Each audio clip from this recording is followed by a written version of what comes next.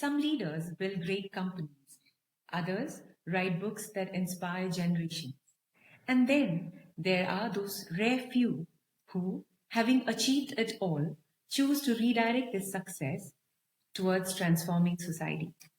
It's my privilege today to host one such extraordinary individual, a pioneer of India's IT revolution, a best selling author whose words have shaped countless entrepreneurs, and a visionary philanthropist who, with his personal contribution, is all set to redefine the landscape of healthcare in India.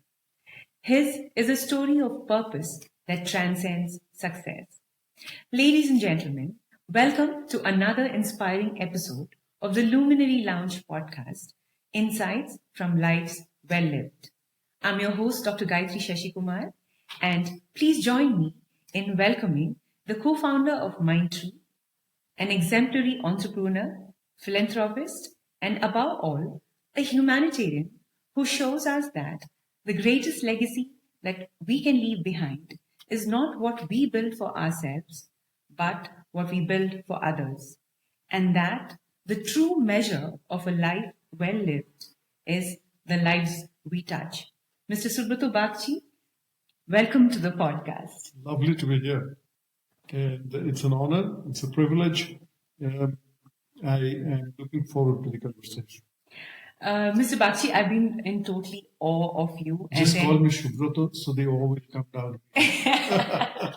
It'll take a while for that, probably not during this podcast.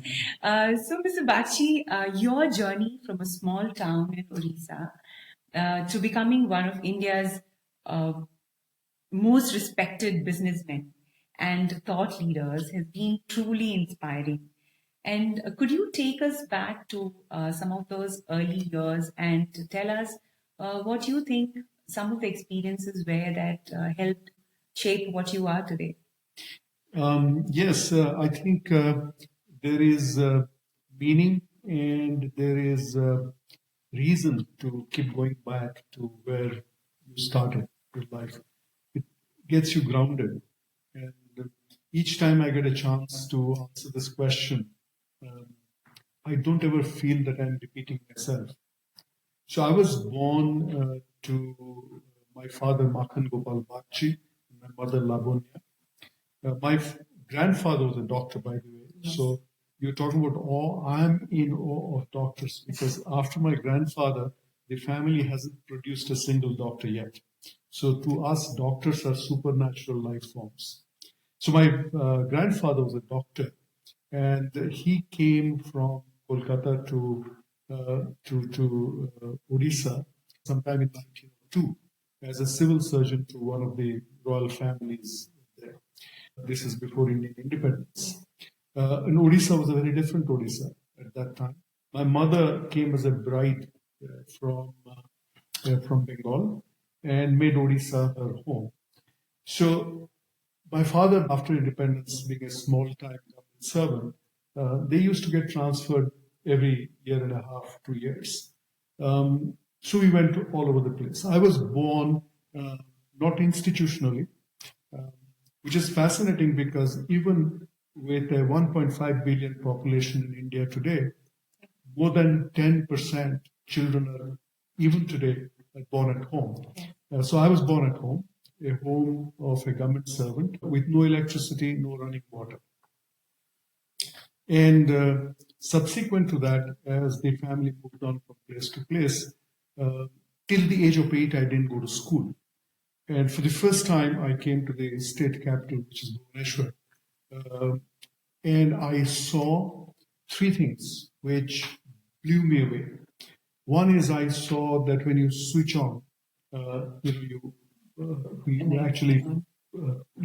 there's something called a switch, and you turn it on, and a light or a fan starts working. It was fascinating to me. The second thing that fascinated me was you open a tap and water comes up.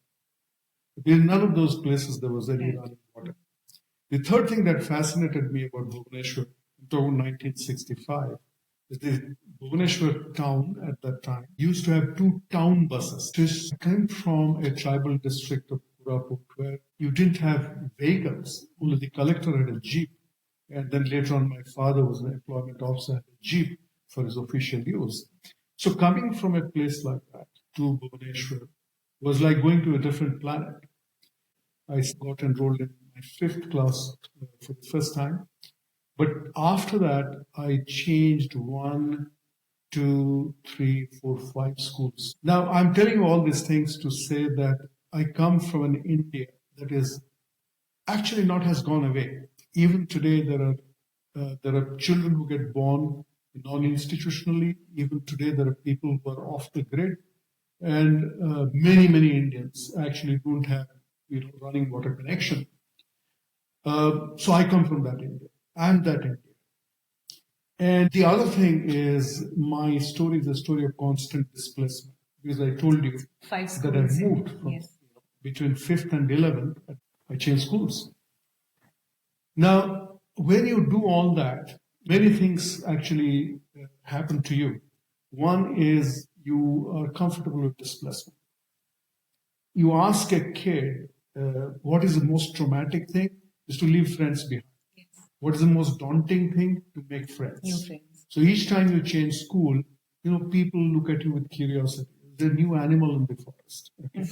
And you quickly have to actually run with the ball, make the place your own, make yourself accepted by this new place.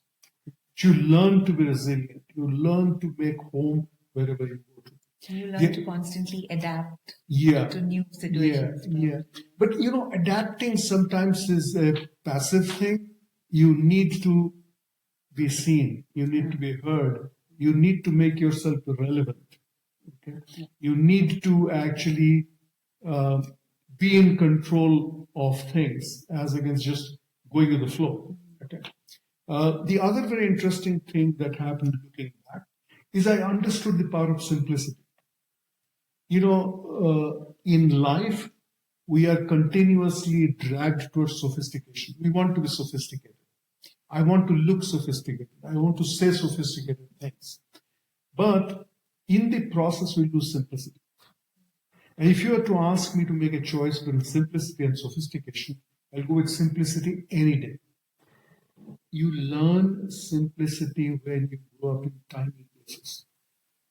In tiny places, nobody has time, energy, capacity, resources to come across as sophisticated. That's why when I wrote Go Kiss the World, I said that people who come from small town India, they have lived simplicity. And this is a treasure, because in today's world, authenticity is in short supply and hence in high demand.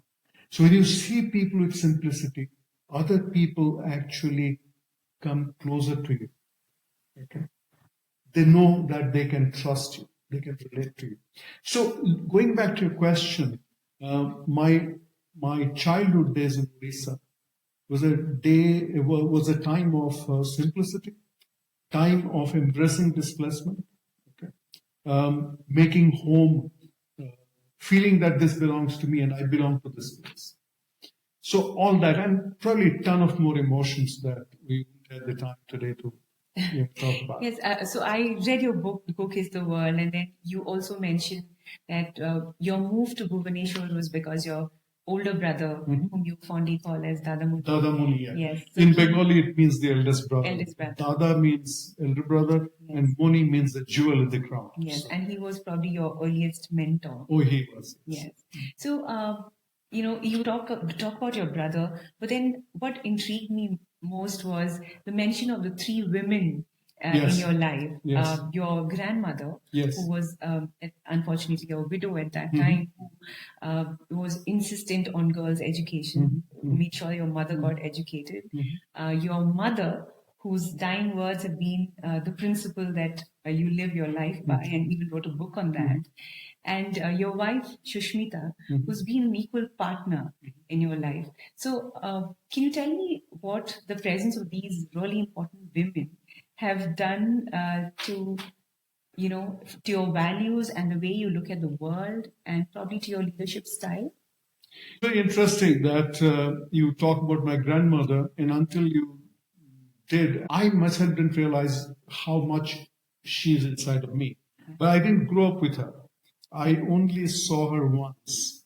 But my wife Sushmita, she's an author, and she spent a lot of time with my mother. And my mother would tell her the story of her own life and her previous generation. And she actually wrote a book called Srotaparna. It is the leaf that is flowing along the river. Okay, so my grandmother's life and my mother's life was of a fallen leaf that is moving with the flow of a river. And in that process, she learned a lot about my grandmother, her values, her life. So she came from Pabna. She was married to a lawyer who died a timely death. And she became a widow with many children. So she became a liability, and also her assets were attractive to her extended family. So they took away her assets, whatever little land, house she had, and so on. So she migrated from current Bangladesh to West Bengal. But during her Pabna days, when she became a widow, being a Brahmin woman, she can't take fish anymore. She can't take garlic, she can't take onion, she can't touch anything non-vegetarian. And her kids, her oldest son at that time was in high school, and my mother, who was the youngest, was probably 3 or 4 years old, and in between the brothers and sisters. So my grandmother would cook for them, and she was cooking fish for them one day. And her mother landed up. And the old lady was aghast, and she threw a fit and said, "You are a widow, and how can you touch non-vegetarian stuff? You have to stop this forthwith." My grandmother told her mother that, "Look, all this is fine. I will not eat, but you cannot stop me from cooking because I have to feed my brood. Where will they go?" So the old lady, and we are talking about 1910 or that kind of time frame, maybe more than 110 years from now. So the old lady said, "If you don't stop forthwith, what will society say? And I'm not going to come to your house ever again." So the grandmother said, "Whether you come to my house or not is a choice you are making. And whether I'm going to cook for my children is a choice I'm making. It's up to you." The old lady went away. She never came back. And my grandma then took her brood, left everything behind, and came as a refugee to West Bengal and started life all over again. So the stories of this woman that I have learned from Sushmita actually give me goosebumps and say, "Oh, so she, she lives through me. My voice is a little bit of her voice, and my vision is a little bit of her vision." And coming to my mother, I learned many things from her, because I was telling you that I didn't go to school. My father would go to office. So I grew up with my mother. Okay. I grew up seeing her lose her vision. When I was really small, we lived in places where there were no tailors. So she would make her own blouse and her own petticoat. And she would do that by stitching with her hand, because she didn't have a sewing machine. And when I was about 5 or 6 years old, she would call me each time and say, "Put the thread inside the needle." And I didn't realize that she was telling me to do that because she can't see, because she had early cataract.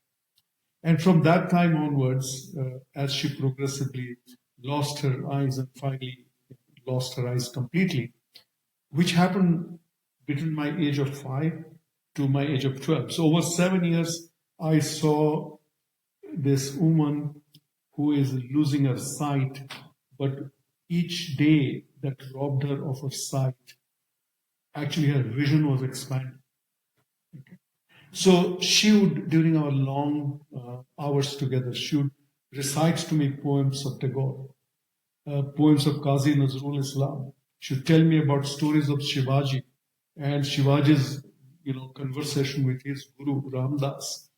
She would tell me about, the independence movement, and she would give me running commentary about post-independent India. And So, through her, I expanded, and also through her, I understood the power of inclusion. Um, we used to, as I was telling you, every 18 months we move from place to place.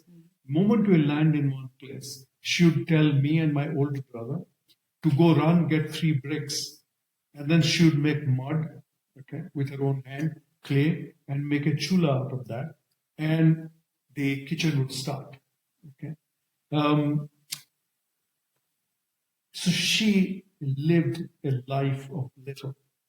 But within days of her arrival in a new place, the whole town or whole village would know that somebody special has come.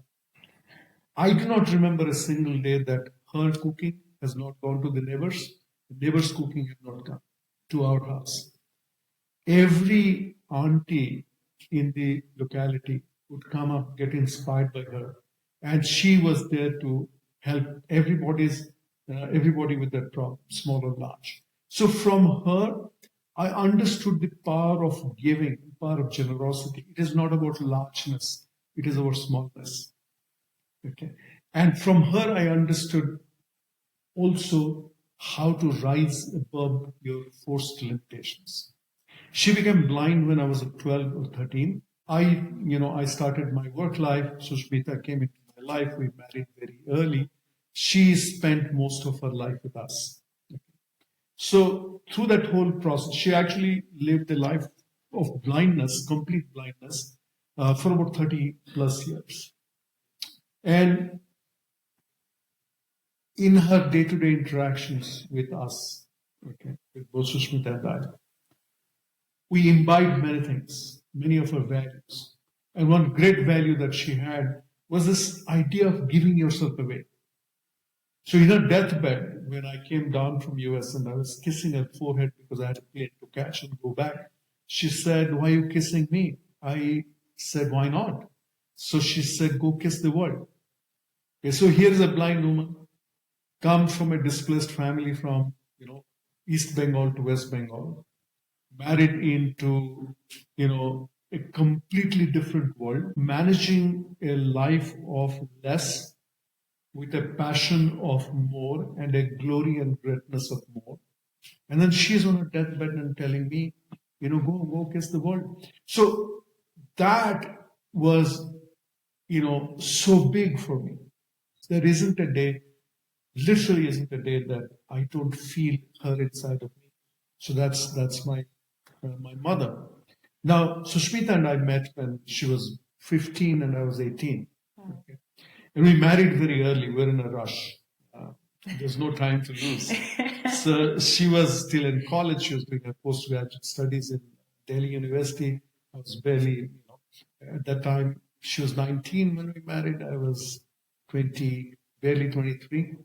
And we made life together, okay, through many ups and downs.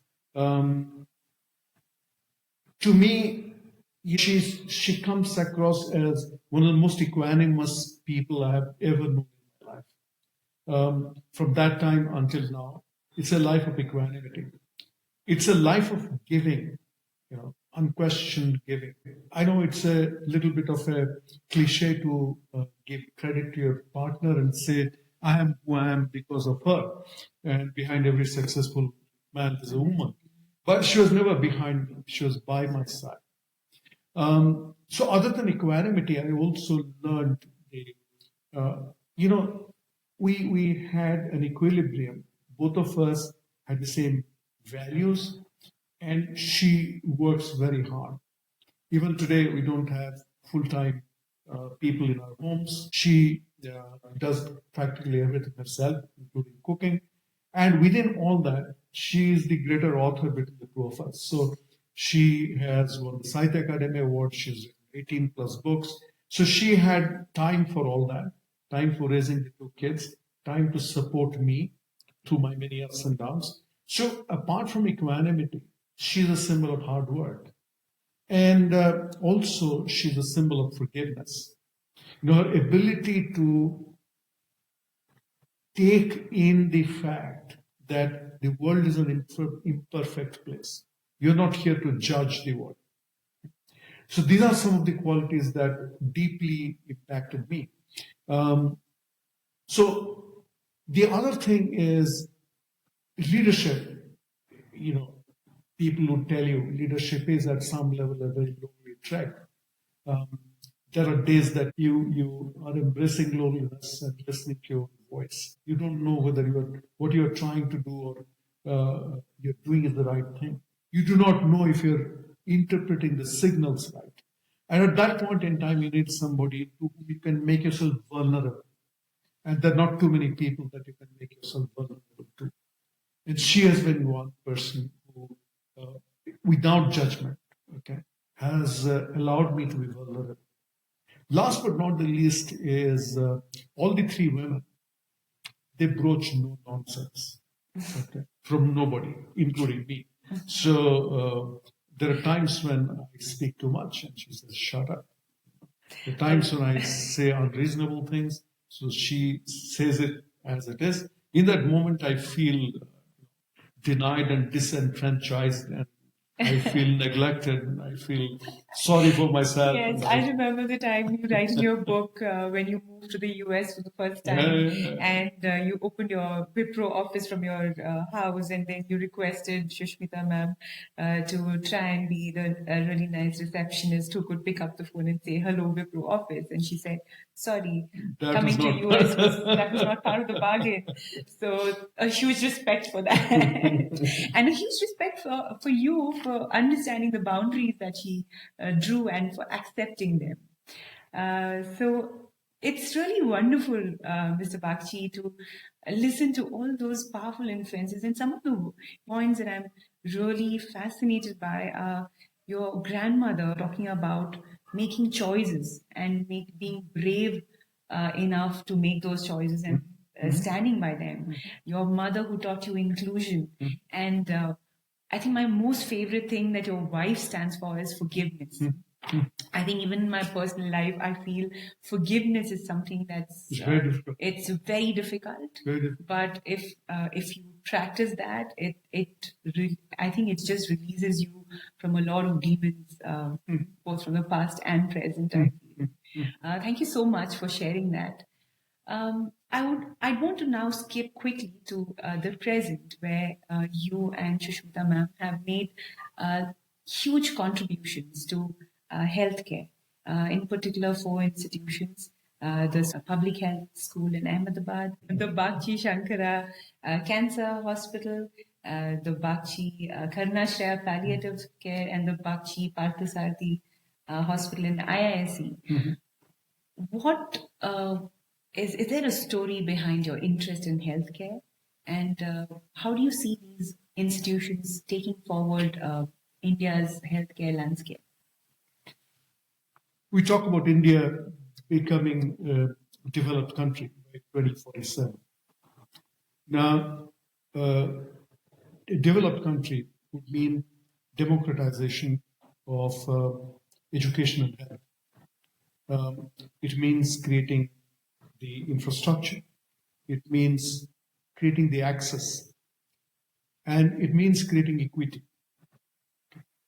Now, you being a doctor, you see the conflict in all these aspects. Now, when we first came to Bangalore, Manipal Hospital, where you worked, was the super specialty hospital that Bangalore was agog to see. I remember the 2 exciting things that happened in the early part of her life in Bangalore was the arrival of Manipal. Actually, 3 things. One was golden entry. Okay. There was no concept of gated community apartments. Okay. So people said, oh my God, golden entry. Okay. The second is Manipal Hospital. Okay. And the third, and you laugh at this, is a shopper stop open, and it had an escalator.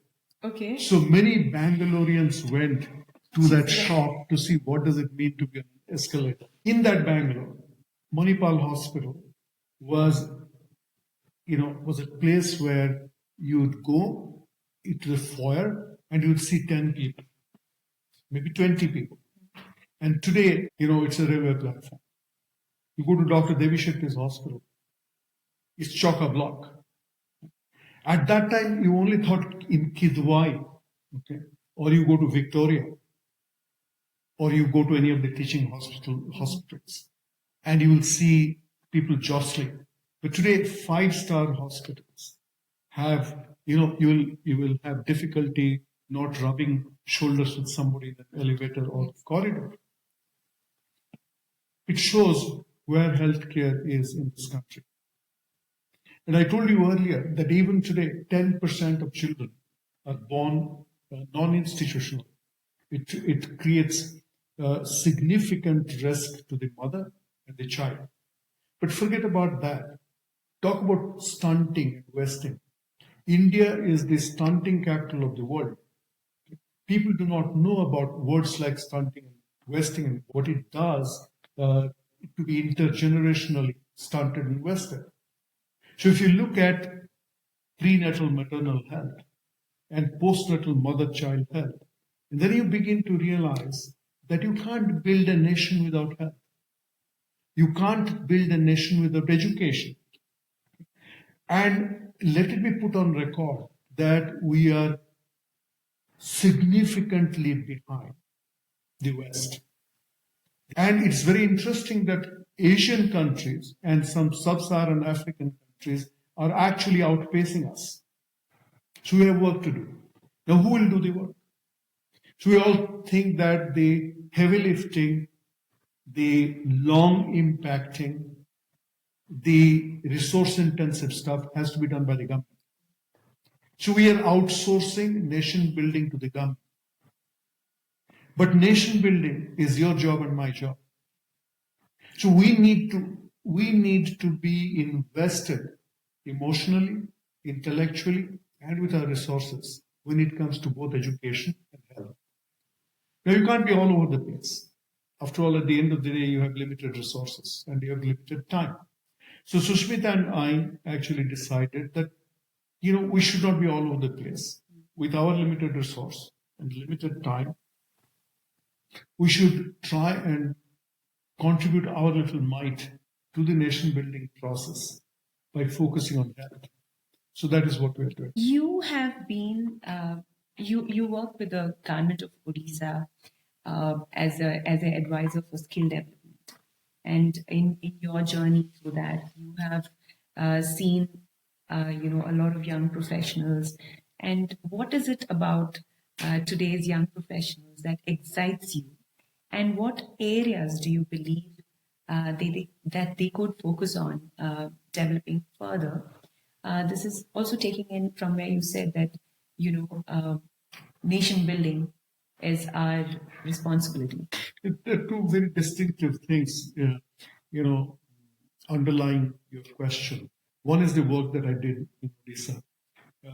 I was invited by the Chief Minister of Odisha to come as chairman of Odisha Skill Development Authority and set that thing up. But this was basically focused on, mostly focused on school dropouts. Kids will not go back to school after they fail their 5th, 8th, or 10th grade. They'll not go back to school either for intellectual reasons or because of economic compulsions. So that was my target group. When we talk about young people, that word young people, actually, in an urban sense, in drawing rooms like this, usually does not mean those people. Okay. So we talk about kids in Silicon Valley, we talk about kids in metropolitan cities. We think about kids who go to private schools, English medium schools. So that's one generation. But I'm talking about this generation. The challenges, the difficulties, the advice that one would have are very different. First of all, for this category, the 5th, 8th, and 10th class dropout, less the advice, better it is. I think we need to be engaged with them. We need to create pathways for them. We need to hold role models for them, because when you are, let's say, at the age of 12 or 13, which is when you're beginning to understand about who you are.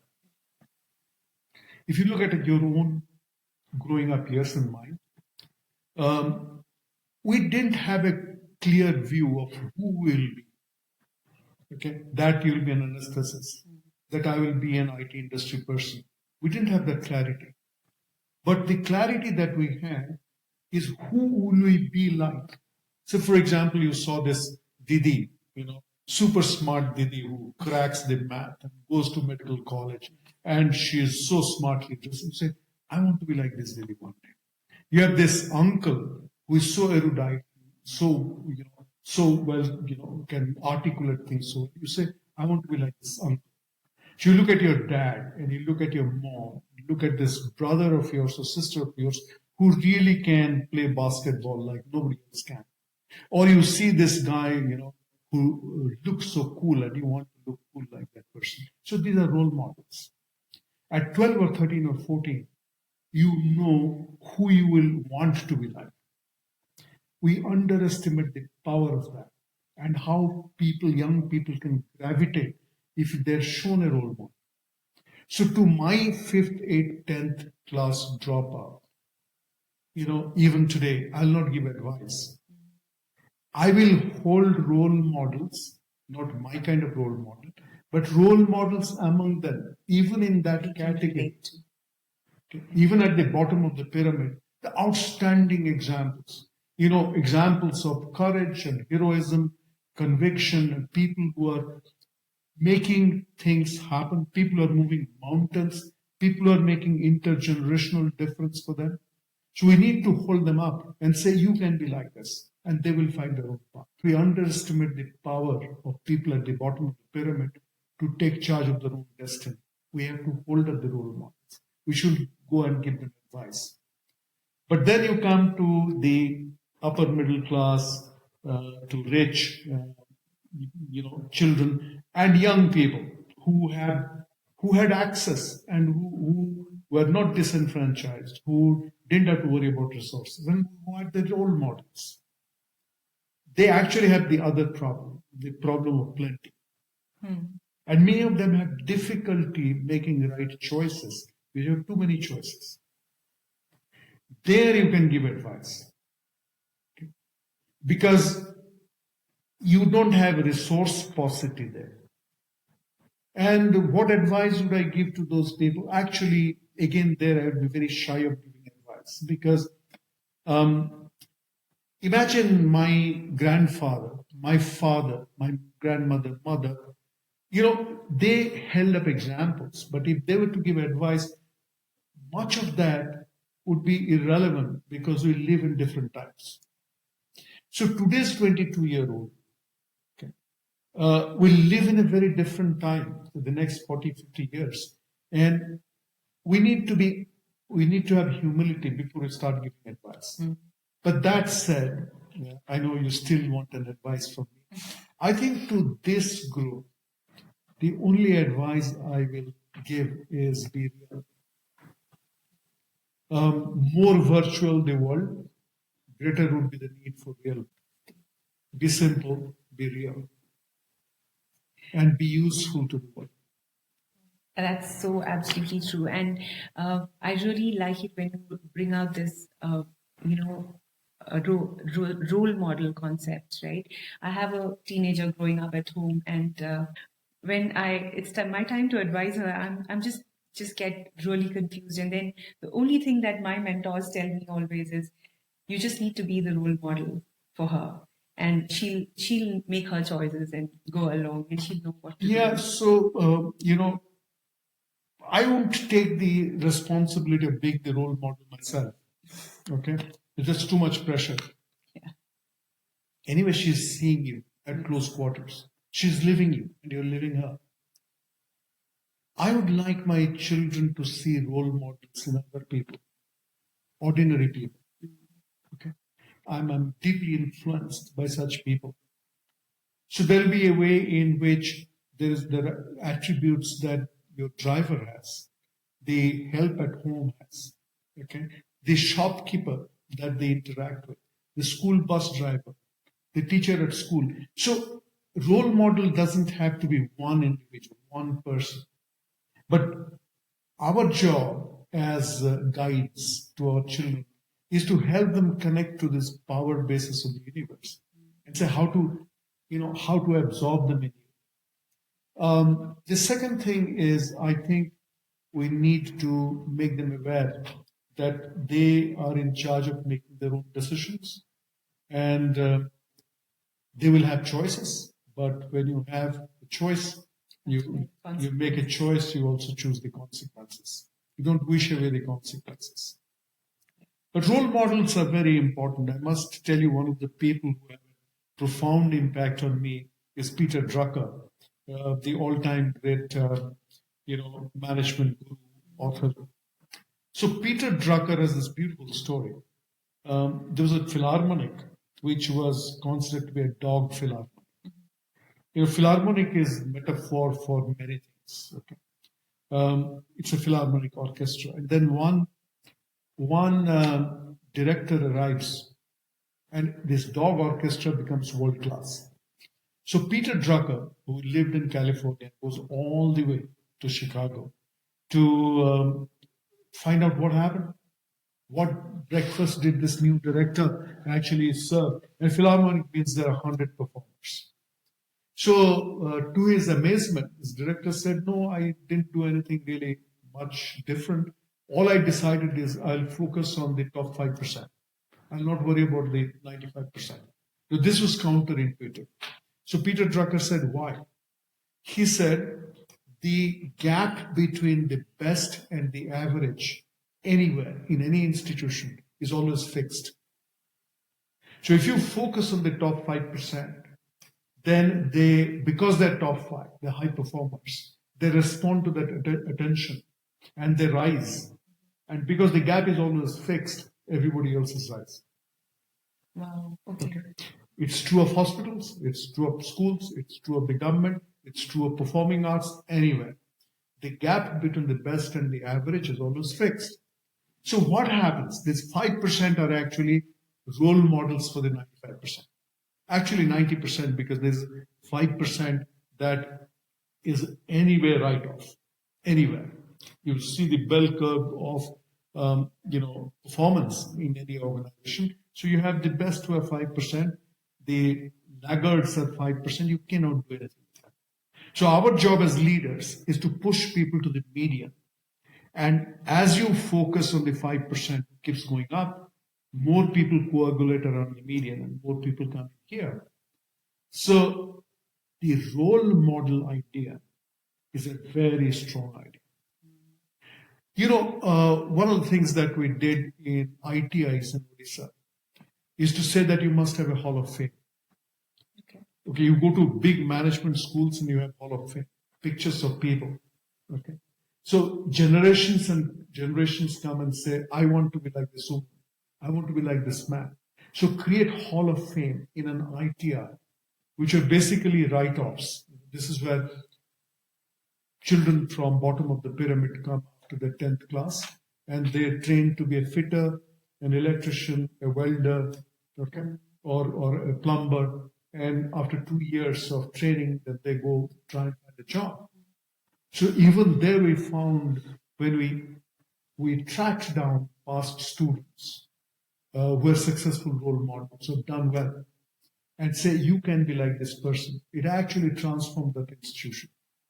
So role models are very, very important. It's something really profound that you brought out. And while we talk about role models, I go on to, what about leadership, right? What do you feel is the most irreplaceable value that a leader should have? I think we need to focus on what leaders must do. It begins not with institutional leadership. It begins with the mother leading the way and then the father leading the way. So mother is the greatest leader because, what does a leader give? A leader must give proximity. Yes. What does a mother give? The poorest mother who cannot guarantee to you that tomorrow you will get breakfast. Okay? But she gives proximity. try to take a baby, when you stop at intersections, you sometimes have the disturbing sight of a mother with a baby, either, seeking alms or maybe doing some work by the pavement. Try to take the baby away. The baby will throw a fit.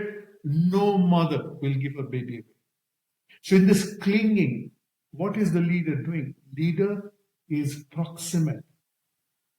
So our job as leaders is to create proximity. I don't have to solve everybody's problem. I don't have to guarantee that, I'll be able to clean your mess. I'll be able to give you your increment, your bonus, etc. No. I'll be there when you need me. I'll be proximate. So proximate leadership is not something that you can replace. I want to now go back to when you started Mindtree and you had 10 people who co-founded Mindtree with you. All of these people came together to share a common vision. How do you, and especially today in a world that's most transactional, I feel that the relationships are becoming more and more transactional.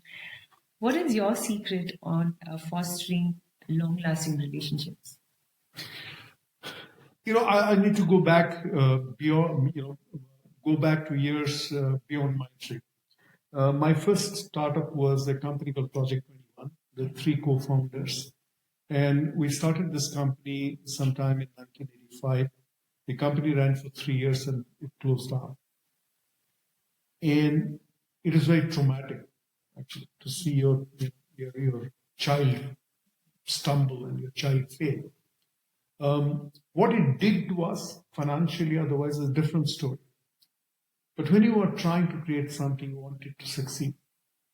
And this is in India of 1984, 85, which is very different. The banks wouldn't give you a loan. They didn't know it's a computer, what software. It was, entrepreneurship was actually looked down upon by your own families. Forget about society. Your family said, what are you trying to do? In that time, so when we built this company, the company was a very well thought through company. The ideas were good. We were about, in 3 years, we were about 20, 25 people working in a very niche and emerging area. But the company failed. The company failed not because there was no business. The company failed because there was no shared vision among the 3 founders. What do we mean by shared vision? All you have to do is to ask a simple question. You telescope yourself 5 years forward and you assume that we are successful. Now tell me, what is your definition of success? So if you have a founder who says, I want to take that money and go to, take my family to the choicest destinations in the world. Okay. It's a very legitimate thing. But it's different from the second founder who says that, we need to work hard, put the money back into the company, okay? And we need to create the most admired company in our chosen field. Again, a legitimate but very different aspiration. So another partner says that, we should be actually not focused on profitability. We should be focused on social impact. Legitimate, but very different. Now, Project 21 actually failed because the founders had different definition of success. So when it came to 10 years after that, when I was 40, Mindtree founding team came together. I personally had the experience of the past and said that building a shared vision, a vision community, is the most critical first step.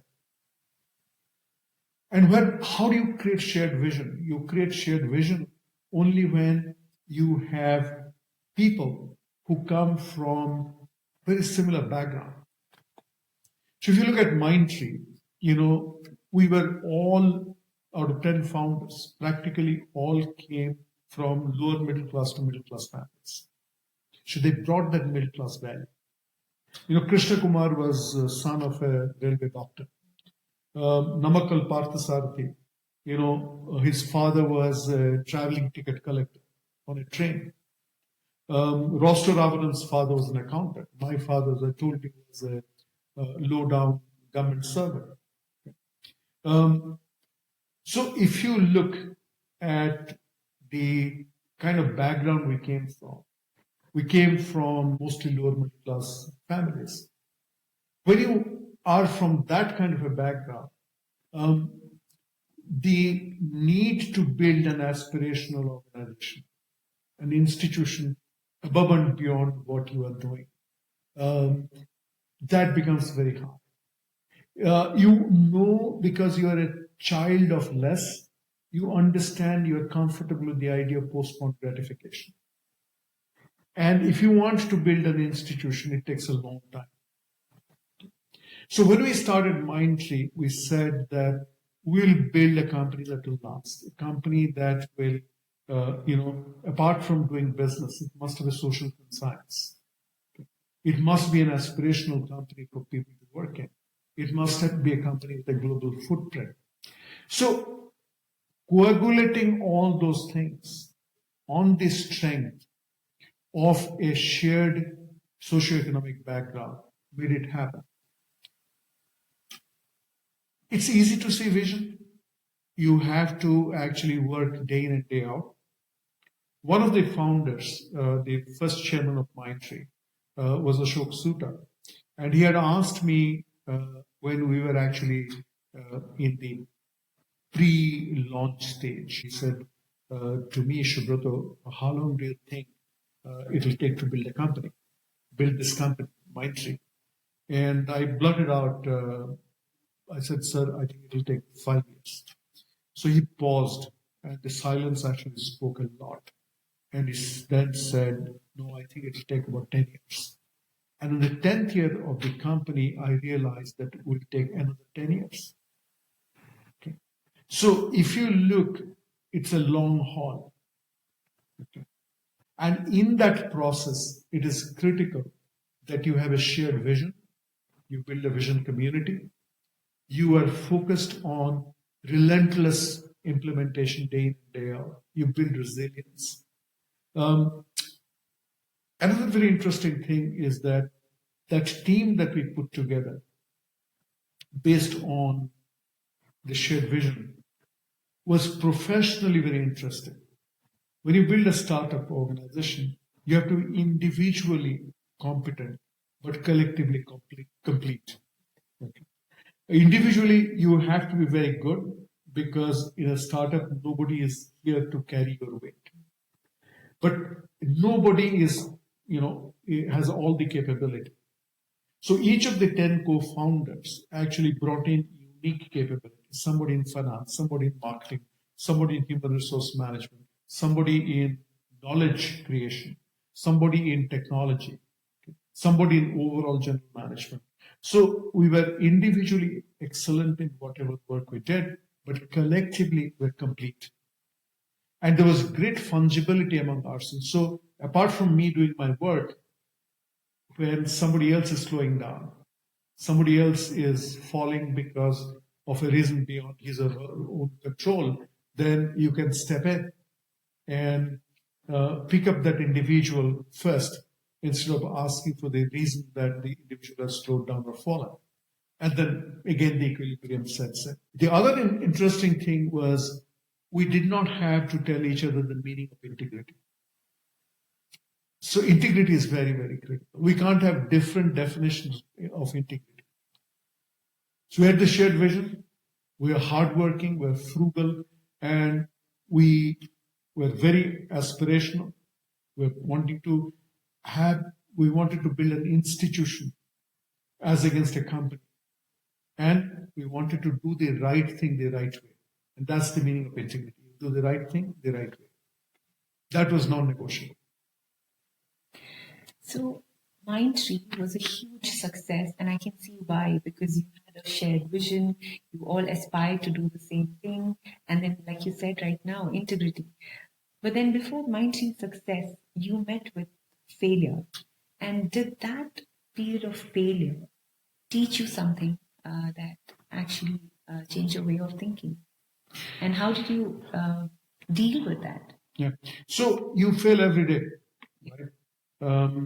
You succeed every day, you fail every day, and in reality, the world is not black and white. The world is not about success and failure. They're intertwined. Okay. As a doctor, you know it very well. So you had a very successful operation today. Fantastic, congratulations. But once the patient goes back, okay, to where the patient came from, right? The patient is going to recover from the physical setback, but the patient will live, but will probably not have the economic independence. Okay. So, as a doctor, you have succeeded, but have you? Okay. So every success and failure are we tend to look at them in a very, how should I put it, in a stratified manner. It doesn't work like that. So we need to step back and say, failure is not a failure. I can't succeed in everything. And, I don't need to be beholden to failure. So I need to continuously weave one into the other and move from the present place to a higher place. Okay. Move from the current ability to build value to a higher ability to build value. But the moment you want to do that, you are actually stepping into something which is partly known and perhaps largely unknown. So then you may stumble, you may fail. But you need to be receptive, be as unbiased towards so-called success as so-called failure. People they gloss over their failure. They also overrate their failure. They sometimes make sense of failure, but they take their success for granted. We need to be able to, whether we are succeeding or failing, or part succeeding and part failing, we need to step back every day at the end of the day and say, so why did it happen the way it happened? And doctors do it very well because you have stand-up meetings. Before you go into the OT, the doctor, the anesthetist, the surgeon, the scrub nurse, everybody gets together and say, so what are you doing today? Okay. At the end of the day, hopefully, good hospitals do that. You again come in and say, so what did we do right? What could we have done better? Why this patient recovered so well? Okay. And why this patient is not doing so well today? What do we need to do? So this ability to continuously make sense of things becomes very, very important. So in summary, what I'll say is that we don't need to be overwhelmed either by success or by failure. We need to take them as is. So it's very interesting. I read somewhere and I heard someone say that definition of success changes with every phase of your life, and so probably does your response to failure. When we talk about failure, there's a lot of talk going around in recent times, especially about stress and work-life balance. You are someone who has donned so many roles of an entrepreneur. You write books, best-selling author, a father, a son, and then also a very good husband. I hope so. So how do you deal with the pressures of daily living, if I may call that? Yeah. So if you obsess, it'll kill you, right? You need to make stress your friend. Again, you're a doctor, so you understand about the hormonal surge and so on and so forth. So there is good stress and bad stress. I think much of that has to do with time management. Okay. You need to say, what is it that I'm capable of doing today? How will I allocate my time? I'll plan for it and go about it. Not fret about what I cannot do. We also have to learn to say no, not just to others, but to myself. How much should I do? Where should I get it? Where I should not get it? Okay. The clarity that emerges when you say no to yourself and to situations and sometimes to others is quite remarkable. So you need to plan. You need to give yourself in an equitable manner as best as you can. You need to say what you will not do. So you exclude. The moment you do that, a new energy gets released in you. Okay. A new time-space construct begins to develop. You feel more in command, in control. Beyond all these things, I think it is important to be passionate. I always tell people who say, "Oh, I'm burning out on both sides of the candle and I don't have time." I always tell them that find your passion and time will find you. Many people who are bored, many people who complain about being burnt out are actually not passionate enough for their work. We are not the most worked people. You just look around and you will find that you are the doctor, you are the surgeon, you are the internal medicine expert, you are the radiographer, and you think that you have the most stressful job. And go and find out the person who cleans the toilet. Go and talk to the person who cooks in a kitchen with barely any exhaust in the cafeteria that feeds the whole hospital. Okay? Think about the guy who manages the morgue. Okay? I don't want to be in sub-zero temperature with artificial lighting for the entire life. The embalming guy does not have natural sunlight and beautiful breeze and lovely thing, but every day has to deal with dead bodies. Okay? So the trauma care people, the first responders. So my stress is actually directly proportionate to my ability to see stress in other people. That's what it is. When you said you need to learn to say no, it reminds me of my daughter again. I was just driving her back from school one day and she said, "I had this really good lesson in moral science today, Mama." And I said, "What was this?" She said, "Teacher taught us how to say no." And I think that lesson was more important to you than to me.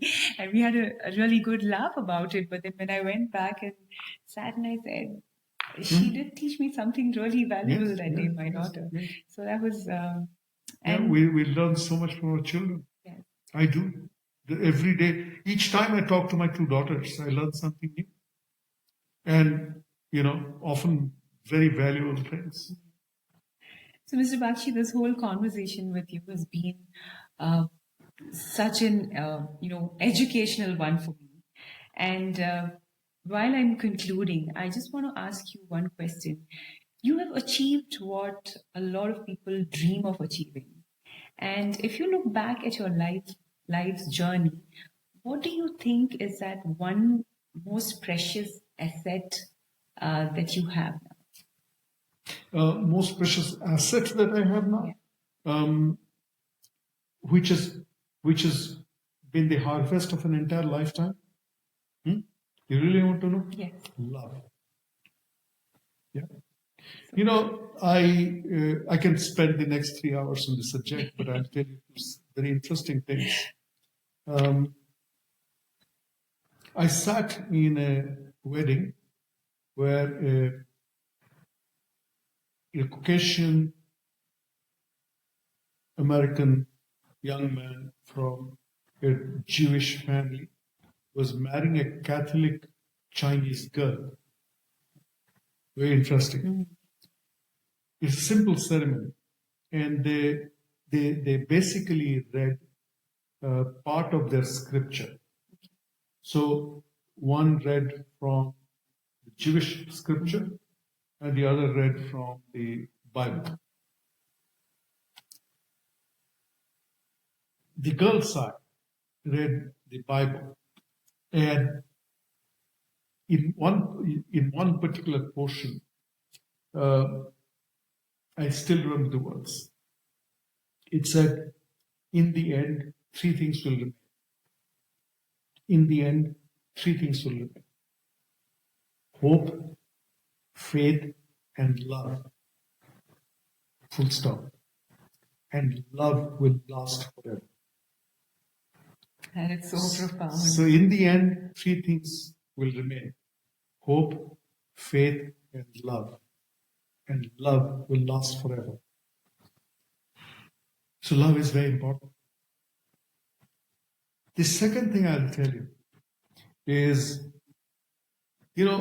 if you look at my entire life, I've been blessed that my customers have loved me.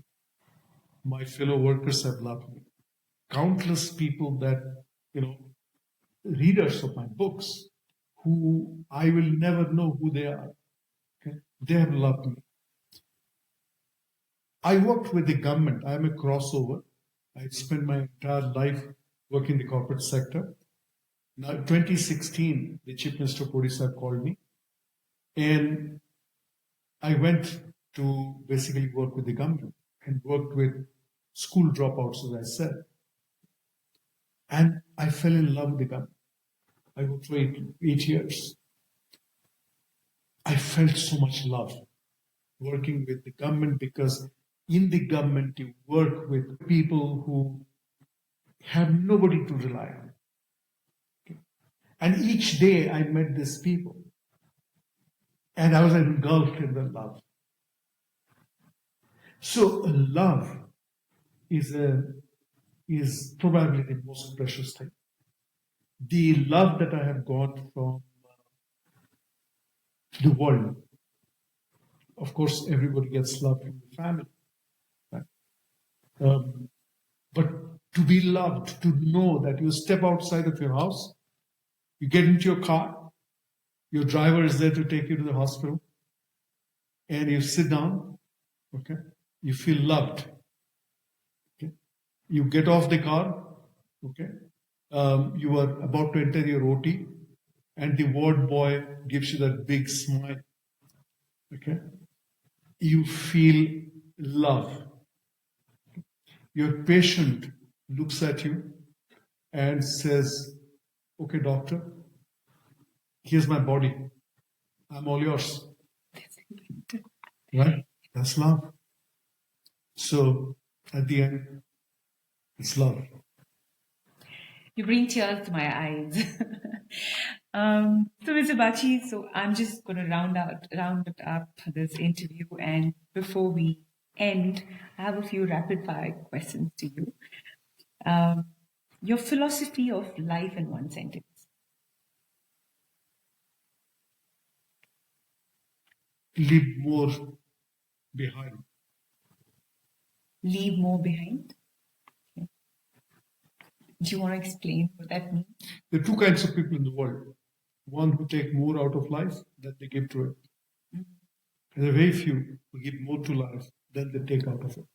Wow. Be in the second category if you can. Lovely.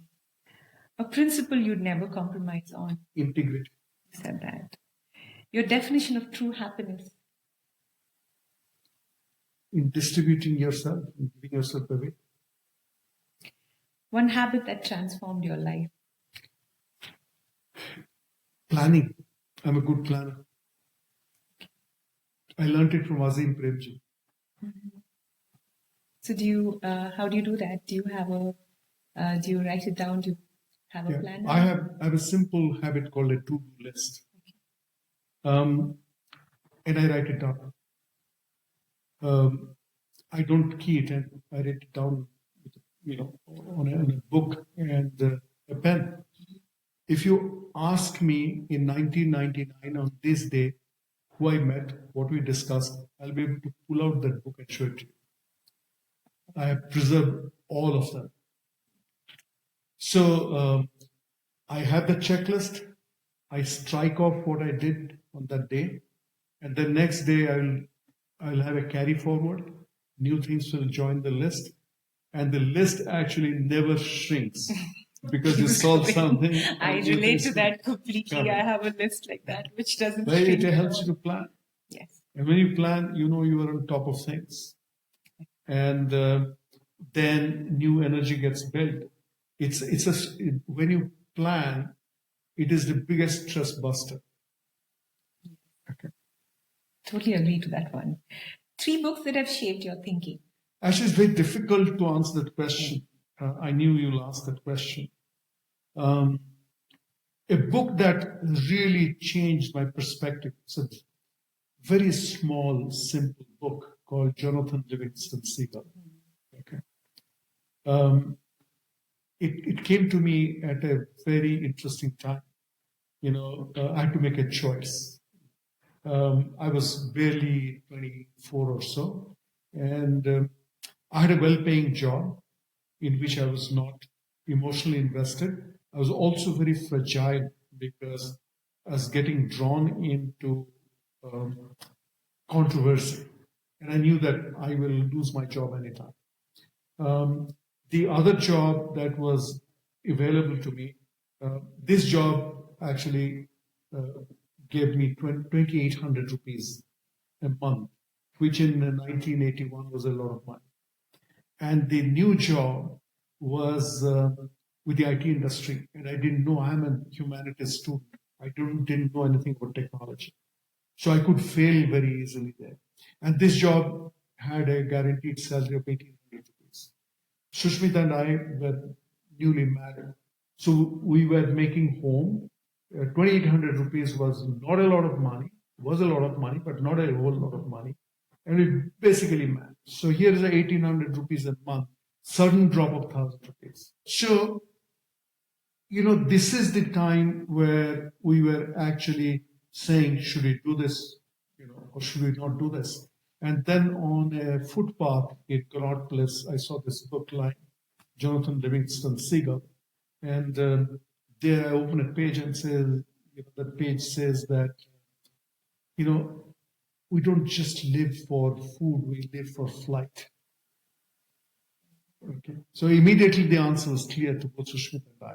So this is not about 2,800 rupees or 1,800 rupees. You don't live for food, you live for flight. So Jonathan Livingston Seagull was soaring the skies where other seagulls were looking for food, he was looking for flight.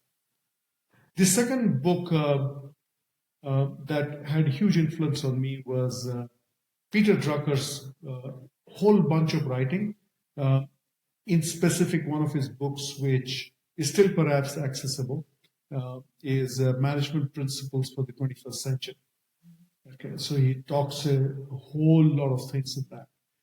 The third book that had profound impact on my work, both in Mindtree, but more specifically when I worked with the government, was a book called Theory U, which is written by a man called Otto Scharmer. This is about the process of managing change. Leaders often have an abiding vision of the future. They know how the future can be implemented, but many of those leaders fail because they don't understand the process of change. And transformative change has a certain script, has a certain process to it, and we need to understand that. So Otto Scharmer, who basically set up something called the Presencing Institute, is a close collaborator of people like Peter Senge, who's one of the key proponents of systems thinking. So Otto's book, Theory U, had a great impact on me. But then again, these 3 books are not all, so the list is much, much bigger than this. The legacy you wish to leave behind. I don't want to leave a legacy behind. I want to have the right to be forgotten. I want to be quickly forgotten. Really? Yeah. So legacy, like success, is an overrated thing. Whose legacy? Who cares for anybody's legacy? More we get disobsessed with legacy, more focus we'll get in doing something useful now. I want to be useful now to you. So true. I want to be useful through the work you and I are doing for people who will invest the time of their life to watch this podcast. I want to leave a legacy. It's a false idea.